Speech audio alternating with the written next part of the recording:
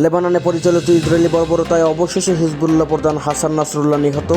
আজ সন্ধ্যায় এক বিবৃতিতে তথ্য নিশ্চিত করেছে হিজবুল্লাহ। জুলাই গণ অভ্যুত্থান ও বৈষম্যবিরোধী ছাত্র আন্দোলনে এখন পর্যন্ত 1581 জন নিহত।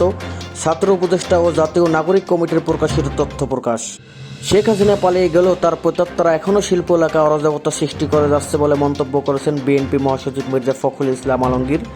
মামলা হলে আসামিকে গ্রেপ্তার করা যাবে না, শুধু তদন্ত সংশ্লিষ্টতা পাওয়া গেলে তাকেই গ্রেপ্তার হবে বলে জানালেন পুলিশ মহাপরিদর্শক মঈনুল ইসলাম। বিগত সরকার গুম খুনে রাষ্ট্রীয় বাহিনীকে ব্যবহার করেছেন, মরণাস্ত্র ব্যবহারে মানা হয়নি কোনো ধরনের আন্তর্জাতিক মানদণ্ড বলে জানালেন অন্তর্বর্তী সরকারের উপদেষ্টা ব্রিগেডিয়ার জেনারেল সাখাওয়াত হোসেন। শুধু দলীয় পরিচয় ব্যবহার করেই ব্যাংক থেকে 4-5টি পরিবার 2 লাখ কোটি টাকা নিয়ে গেছে বলে জানান বাংলাদেশ ব্যাংকের গভর্নর আহসান এইচ মনসুর। এবং সাপ অনূর্ধ্ব-17 চ্যাম্পিয়নশিপে পাকিস্তানকে হারিয়ে সেমিফাইনালে বাংলাদেশ, ফাইনালে প্রতিপক্ষ ভারত।